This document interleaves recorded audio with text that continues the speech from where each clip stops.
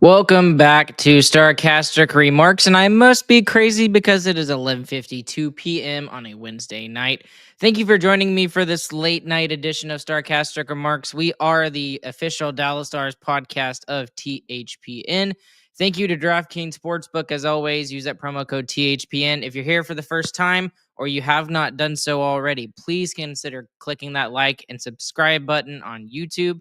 We've had several people do so over the last couple of days. We really appreciate y'all. We are like 56, 57 away from getting to that coveted 1,000 subscriber mark. We're so close to getting to that fourth digit. So close. It is huge, huge. We'd appreciate it if you guys would do that. Hit that notification bell as always so you never miss an episode. If you're listening on the audio side, thank y'all for doing so as well. Make sure you leave us a 5-star review on your favorite podcast platform of choice. Dallas Stars get the win tonight in a very impressive but a very different 3-0 victory over the Jack Hughes-less New Jersey Devils. But before we get into anything tonight here, I just want to apologize for doing this so late. With the game being so earlier than normal, a 6:00 start time, and also the fact that we had church this evening and a couple of other things with my job and things. This is just the earliest and best time I could do it. So I owe you guys some content. So we're gonna talk about this game and break this game down for y'all. So the this was awesome, and I know that some people absolutely hate the fact that this was a boring game for a majority of it, and it was. And I'll be honest, it was very boring, very similar to the Rangers game in a couple of ways. But what was so amazing tonight is just the defensive effort from the Dallas Stars was so suffocating to the Devils, and the Devils probably are going to forget what offense looks like after this game tonight. I'm calm. I'm impressed. I think the fan base vibe in general is they're just relieved. They're encouraged, and the way about this that's really interesting is that I'm really proud of this team because the way they won was not a fancy way. It was 100% not fancy, but it was structured. It was physical. It was disciplined, and especially after that really rough outing against the New York Islanders. This is a kind of game that kind of tells you the Stars know how to fix themselves when they need to. There was more effort. They just looked a step faster tonight, which is weird considering they played the night before. And I know it's not a huge distance to travel from the Islanders on Long Island to, just across the pond, just across the ways in New Jersey there. But still, I was very impressed to the Stars' ability to focus in on the defense here tonight. And Casey DeSmith is probably on the bench and, sitting there being like, dude, where the heck was all of this last night? like, how come I can't get any of this? This is the way that I want y'all to play in front of me. Why can't y'all do that for me? But on top of just the defensive effort here tonight that was incredibly impressive was the play of Jake Oettinger.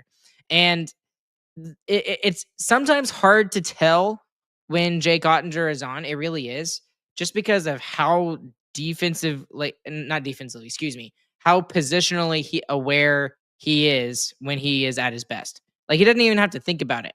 He just makes it look easy. It looked like there were a couple of those that he just made look easy just because of his positioning. And that's something that we've talked about for years on this podcast, is that's what makes him great. He's just big. He uses his body to his advantage.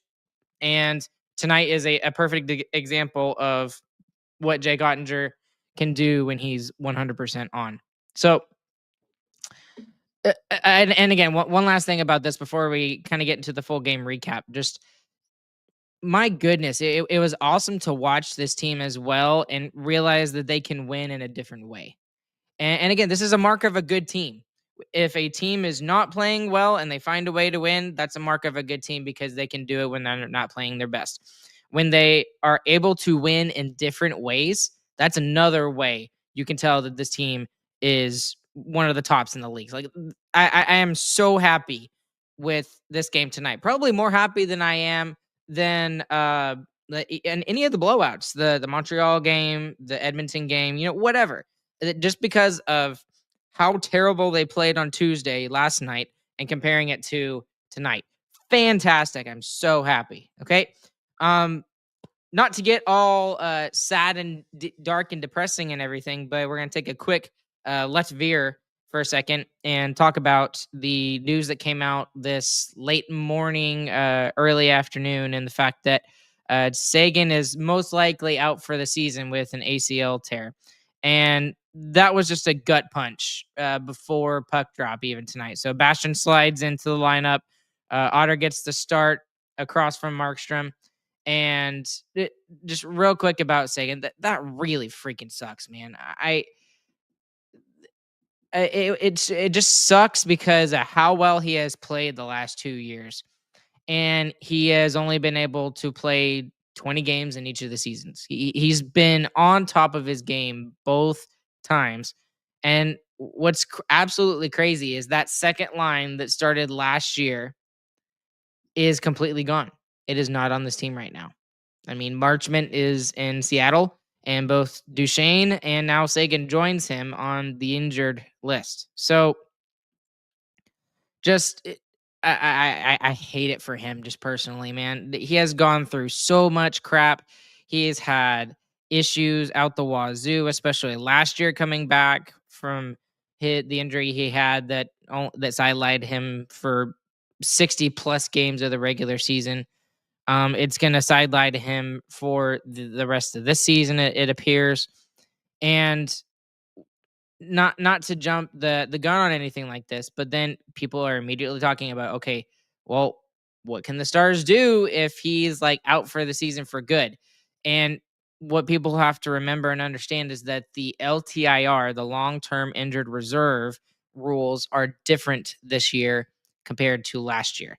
The new collective bargaining agreements, the agreement between the players and the NHL, goes into effect next season technically, but they decided to stretch the rules of LTIR from that new collective bargaining agreement to the start of this season. So I believe that they are only allowed to have about $3.8 million in cap space if Seguin is able to come back at all this season. So that's the only cap space that they are allowed to have. And that's not something to like just, just it's not enough. That's plenty. That you could do a lot with 3.8, especially at the trade deadline. So that can come in handy.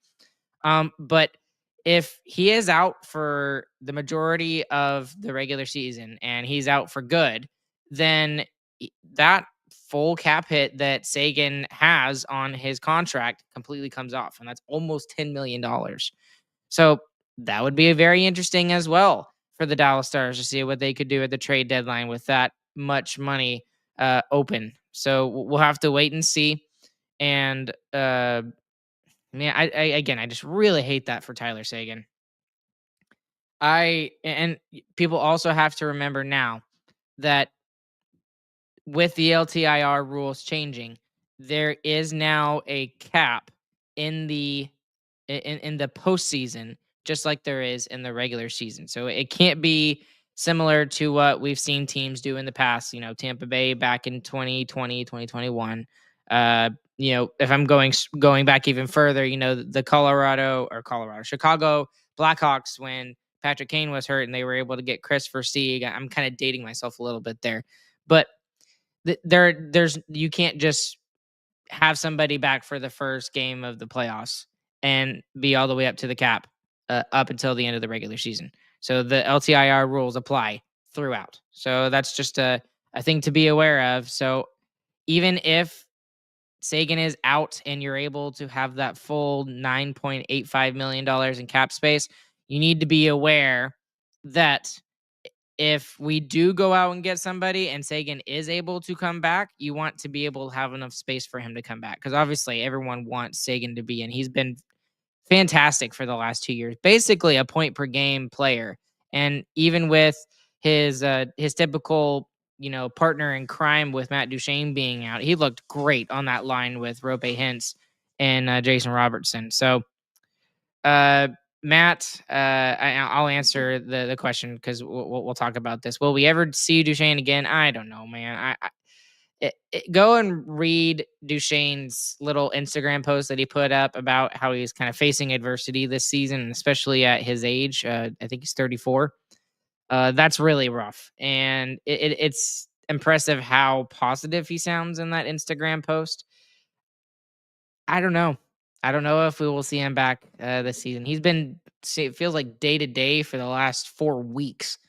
Um, Man, would he be a huge influx into the lineup if we could get him back? But nonetheless, getting into the game here actually tonight, rather than just talking about Seguin and the injuries that the Stars are facing, they're continuing to just go off with all of these major guys out of the lineup with Bishop, with Lundqvist, with Harley, with Duchene. Now Seguin being added. I mean, Adam Ernie was playing well as well when he went out of the lineup. But let's just go straight into the game now. And I say that about 12 minutes into the episode, but it was not a pretty start. If I'm being completely honest, the first couple of shifts, New Jersey was completely living in our zone. Now, the thing that I did notice though is that the Stars were way more defensively aware, and you could tell almost immediately that they were taking their game plan a little bit differently here tonight compared to how they played on Tuesday. That was the number one priority here tonight, was defensive responsibility from everybody, not just the defensemen, if I can talk, but also the forwards coming back. There were several amazing D plays throughout the game. And really, once they started getting their legs under them, the structure became obvious that this is what they were focusing on. Miko Rantanen, people, and I joked about it. I was just like, Dad, Miko Rantanen just made a defensive play. And that was pretty early on in the first period. And that's when you know that they were truly focusing on all of that stuff. Rich Kovian, he kept a puck alive in the offensive zone. There was a good pressure shift from the Wyatt Johnston line. Kolyachonok tonight. I probably should have had this stat up here on me already, but he was fantastic, and especially in terms of block shots. How many block shots did he have tonight? Let me look. He had 4. He had 4 along with Lindell tonight here. So that just absolutely fantastic with how he played tonight. I was super, super impressed with Kolyachonok, and especially in the first period. That's where I really noticed him. Jamie Benn, just the guy is not playing as he's even playing less minutes than he was last year, but man, is he so steady and so veteran-esque on some of these defensive plays in the first period. Uh, they were just playing a simple, methodical game, especially offensively in the first period. I mean, it was very obvious what they were doing.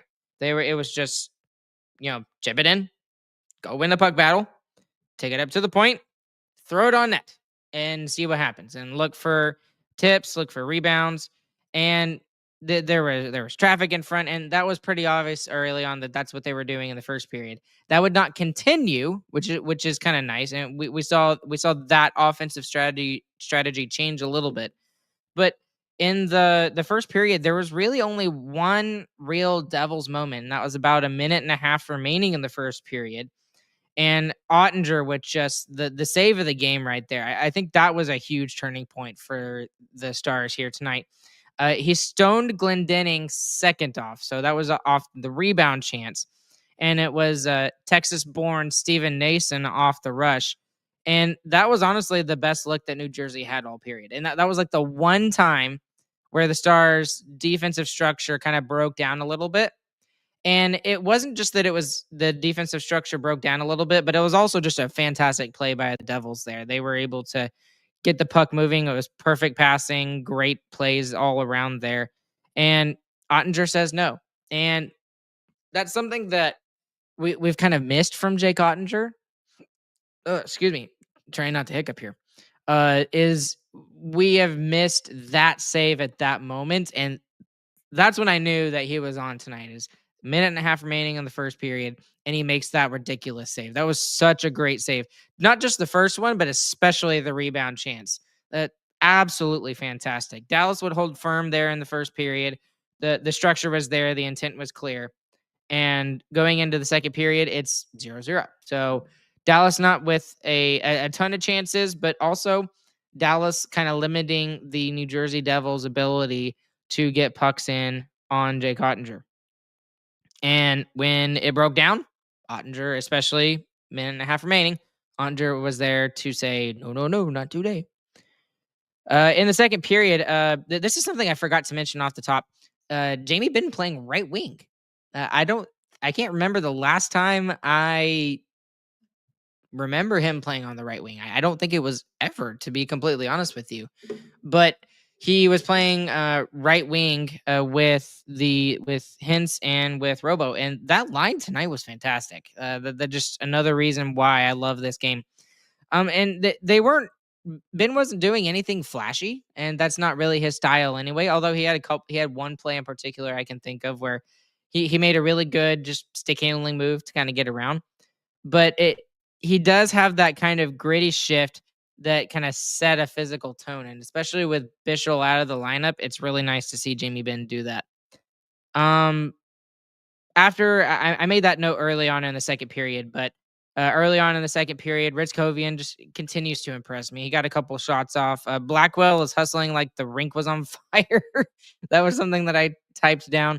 And then in my notes, I put, this isn't fun hockey, but this is grind you into sawdust hockey, and it's working.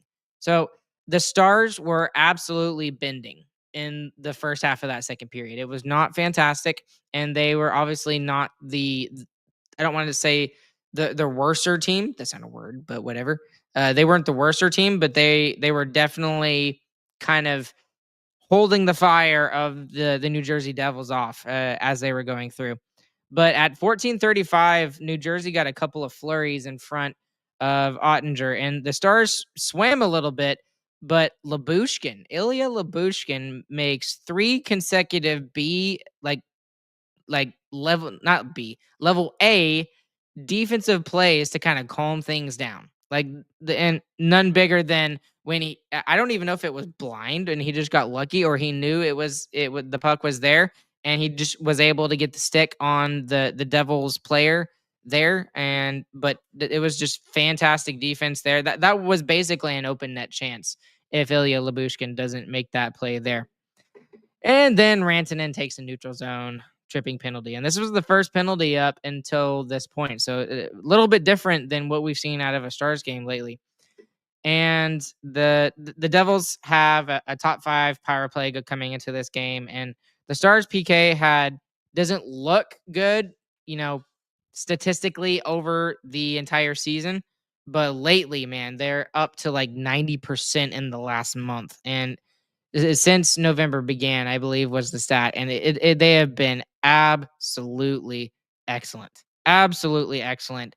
The PK has, and again, flowers to Essa Lindell especially, who basically just even if it's like a double minor, just plays a 4-minute shift on the penalty kill. That's nuts. Like when I go to play hockey in my E-League stuff, and again, I know I'm not a professional, athlete or anything like that. And yes, cue the laughters and everything. Go ahead. But I'm tired after a minute. Like I can't imagine doing it for 4 minutes at, the top level of hockey in the world. That's just nuts. But that PK in particular was absolutely fantastic. And I wrote it in capital letters and bolded, underlined, and italicized it. I was so impressed with that particular kill. And Razor called it perfectly. He said they didn't give them any space on that particular penalty kill. Just fantastic. And then this was the stat that they threw out at us at, basically halfway through the game at 10:38 of the second. Block shots 16-6. Again, if you needed a stat to kind of prove your point of the fact that the Stars were trying to really play a more defensive style here tonight, there's your stat right there. 16-6 in block shots, basically halfway through the game. That's just absolutely fantastic commitment by the Dallas Stars there. If you couldn't see that just from an eye test thing, but there's a stat for you to kind of believe it. And then finally, Miro Heiskanen gets the first goal of the game around the 9-minute mark. It was just beautiful board work by Ben and Hintz on Markstrom's right. And this is where the offensive, style of the game started to change for the Stars a little bit. Instead of just, getting it to the point, throwing it on net, looking for rebounds and tips and stuff, they were really starting to dig into their cycle game and into their board work. And because of the board work by specifically Ben, who was able to get it to Hintz, and Hintz with just a great pass up to Miro. Miro stepped up, he ripped it home, and it was his first goal in over a month. So it's his fourth of the season. And that building pressure from the New Jersey Devils just collapsed. And right there, the Stars would be in control for long stretches of play. There was much more ozone cycling, more forward checking, more misery of the New Jersey Devils. And then Dallas would make it 2-0. Essen Lindell, what the heck? Where did this come from? He threads a perfect point shot back to Robo, who Robo passed it to Essa, and everyone was expecting Essa to shoot the puck. No, he goes back to Robo, and Robo's not going to miss that. That basically an open net, backdoor, easy finish. It was a gorgeous setup, and it was just perfect, pure, simple execution there by the Dallas Stars. The fourth line tonight also, just right after that goal, followed it up with an absolute heater of a shift, and they pinned New Jersey in their own zone. Rantanen would draw a penalty late, although I'll be honest, I think he dove a little bit on there. I think he definitely sold it a little bit, but doesn't matter. He got the call.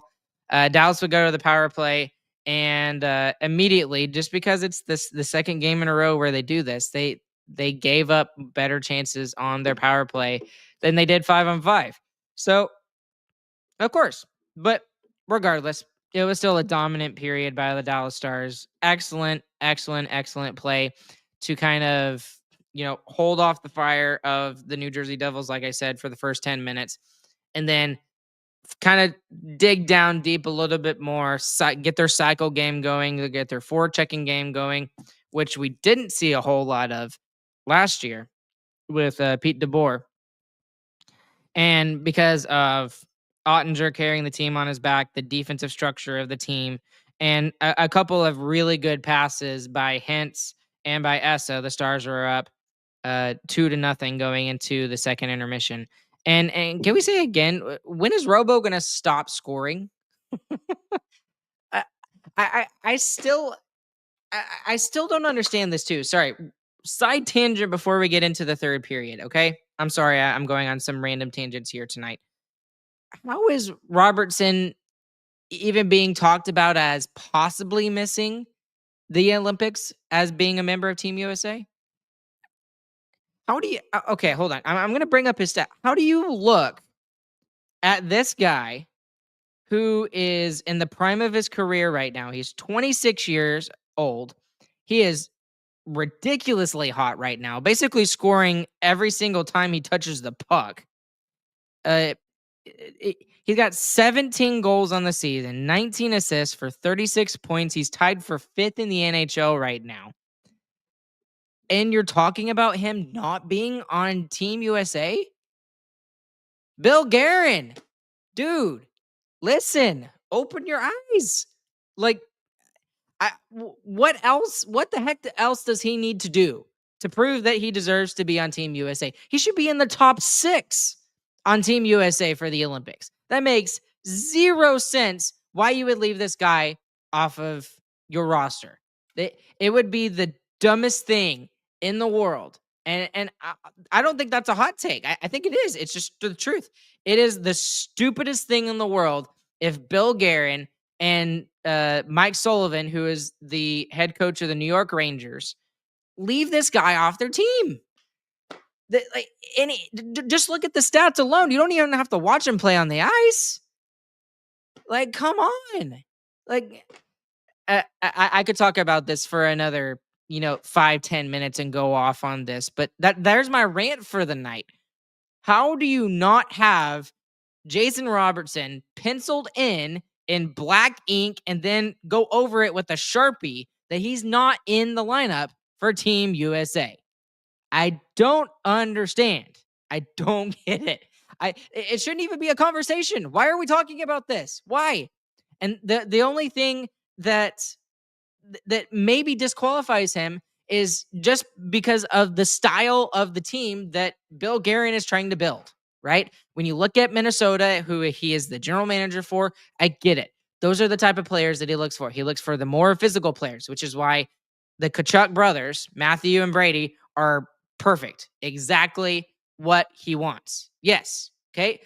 But it doesn't hurt to have a guy who can just take the puck and throw it in the net and it goes in, right? I mean, come on. Like that has to okay. I'm off of it. I'm gonna jump off my soapbox. Get back to the game here. Okay, but like that makes zero sense to me why people are even arguing about that. Does Jason Robertson deserve to be on Team USA? Yes. He should be penciled in the top 6 at the very least. Stupid. Anyways, third period back into Dallas Stars land. The right off the bat at the beginning of the third period, we see this triangle play that the Stars love to do on the power play, and Wyatt Johnston gets a shot off on it. It's a Mikko Rantanen, specialty. He starts it off. It's a little higher than we typically see from that triangle play down low, but it was still the triangle play. It was a great slot chance. Markstrom had a fantastic save there. Petrovic would block a shot that would make the 18th blocked shot there in the game. Kyle Capobianco, who, man, I could sing the praises of this gentleman. He's playing so well. There, he fires one, and then Otter continuing to remain calm, controlled, and he didn't waste any of his movement. He didn't waste any energy here tonight. Robo tried to wrap around, nothing really there, but then Ben gets hit with an interference penalty. And if you watch it carefully, he speared the guy before. It wasn't like a major one. It was just like a little love tap there where, no one wants to get love tapped.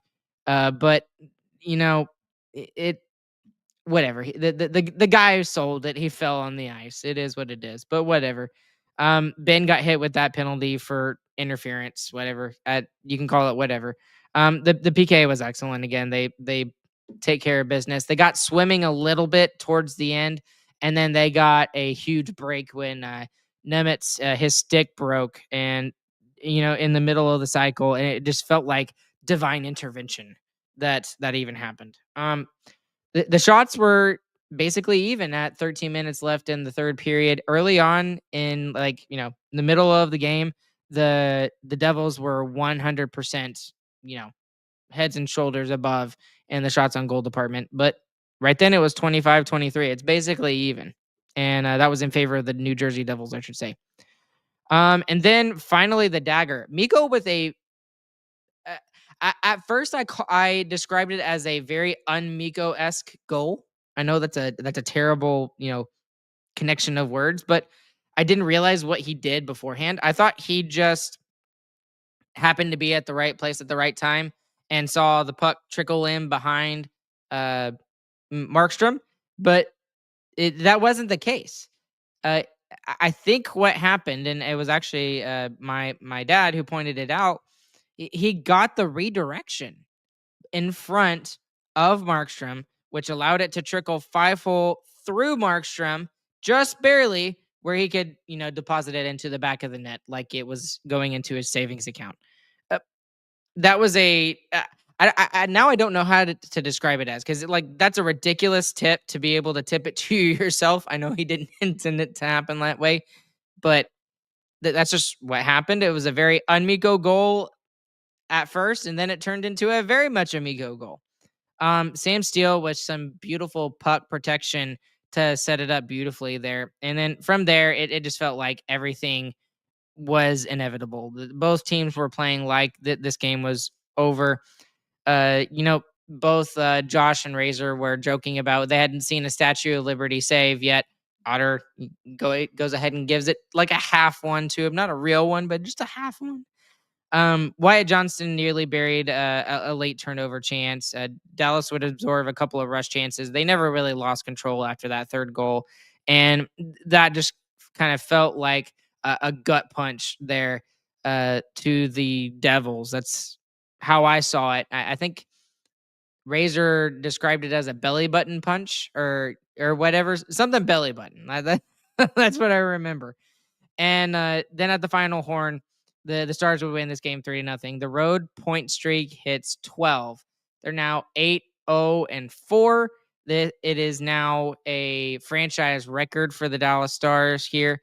And Jake Oettinger has now beat all 31 NHL teams. So fantastic game here tonight.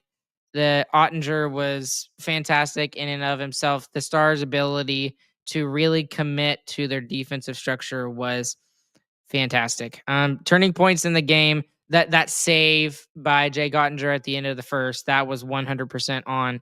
The PK was elite there. That very first penalty of the game that Rantanen took, that was, I mean, textbook. You could probably show that to any kind of, major junior team or, any, youth hockey program and say, this is how you do it. Watch this over and over and over and over and over. Yes, that it was fantastic.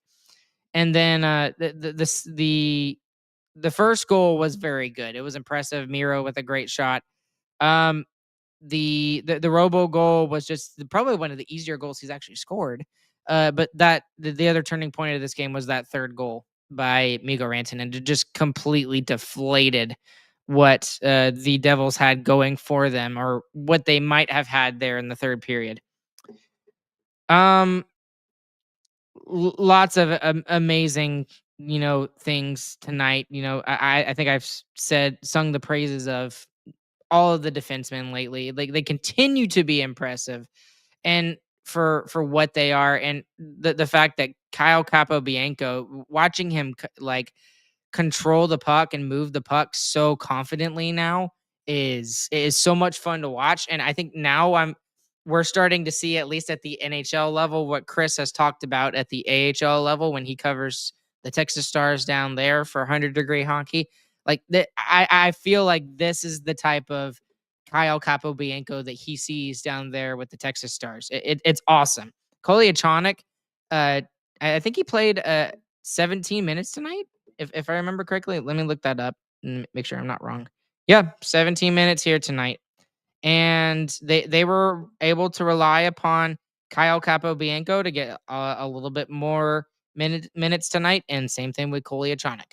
So this is exactly what I talked about. It's just like, you can't keep all of the minutes just on Miro Heiskanen and Esa Lindell. At some point, these guys who have been playing very, very well with the limited minutes that they've been playing have got to be able to play more, and they've got to be consistent and not give up stupid plays. And they didn't. And quite the opposite.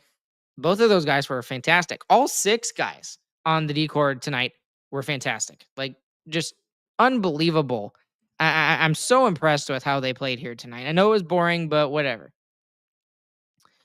And let's do biggest winner, biggest loser here tonight, because I'm already way past what I intended, and plus it's 12:25 in the morning, and I've still got to go to work tomorrow morning.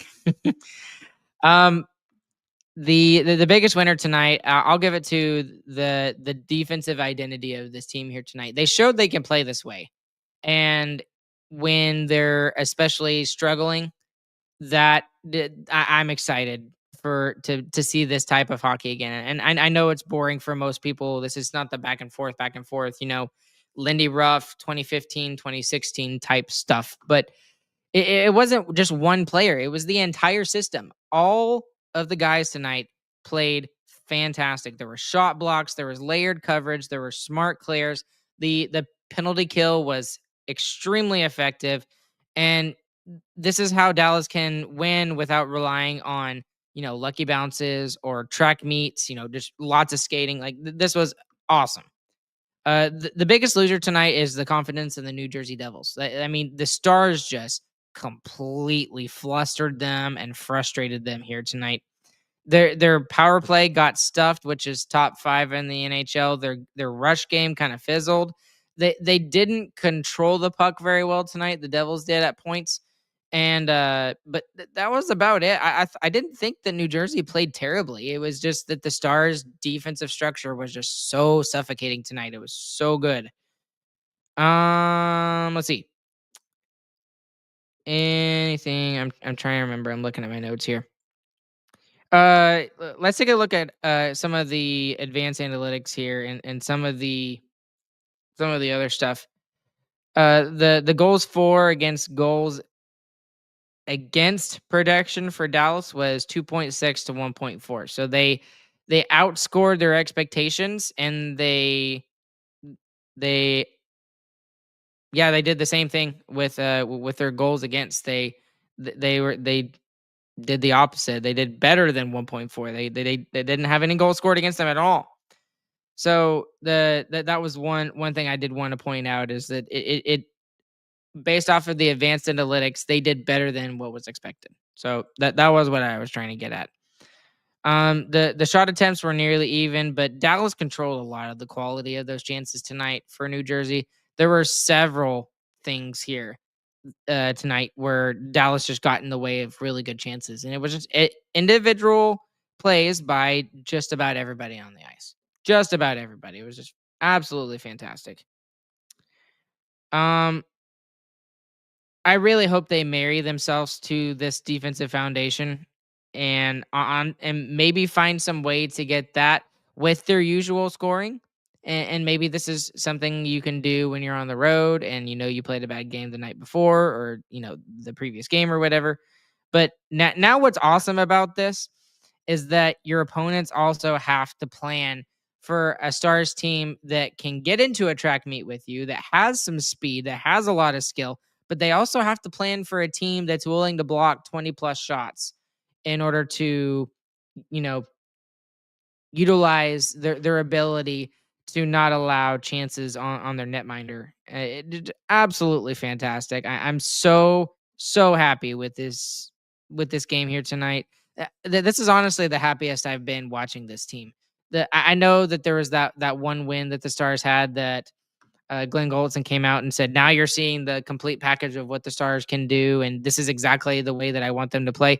I am so beyond elated with how the team played with tonight. So again, Ottinger just he deserves the first star of the night. He gets his second shutout of the regular season. He's tied for second, I'm sure, with a bunch of other goaltenders. Um, I think it's Wallstad who's in first, right?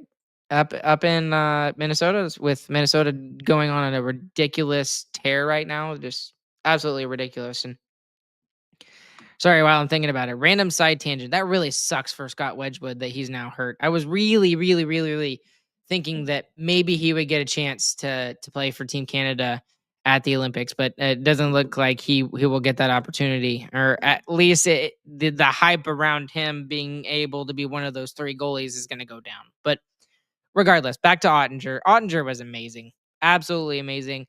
Casey DeSmith was amazing last night. They weren't able to get the full 2 points last night. They get it here tonight. 3 out of 4 on an East Coast swing is not bad. I'll take it any day of the week. So, well, thank you guys for following along with me live. For those of you that have been, I really appreciate it. And, listening to me rant for the past 35 to 40 minutes, just talk about this game. I loved it so much. There's even more of you who are listening afterwards who probably didn't even realize that I was going to do an episode this late on a Wednesday night, aka Thursday morning. But if you are here for the first time, once again, watching on YouTube, please consider clicking like and subscribe. Hit that notification bell. We're really trying to get to 1,000 subscribers. We're so dang close. I'd appreciate your help in that if you would do so. If you're listening on the audio side, once again, please consider leaving us that 5-star review. That's the best way to help us on the audio side there and helping us grow. And then if I can throw a shameless plug in here too, if you would love to support us monetarily in any way, we have our Who Cares Club for $5 a month. That's to basically just keep the lights here on at Starcaster Remarks with the little things that I do to try and bring you guys extra stars content. And also, if you go check out sarcasticremarksshop.com, you can pick out some merch options there too, including a shirt, a hoodie, and then for some reason Chris really wanted a bath towel. So there's a Starcastic Remarks bath towel, believe it or not. So that is that there. Go and check it out if you don't believe me. You don't even have to buy it. Just go look. Yes, there is a bath towel, I promise. But and also thank you to DraftKings Sportsbook. That promo code there, as always, is THPN. Alongside nobody else here tonight, it's just me. My name is Ryan Chambers. This has been Starcastic Remarks, the after game review against the Devils. We will catch you guys on the flip side. And I hope that you have a fantastic morning, afternoon, evening, whenever you guys are listening. GG boys and go Stars.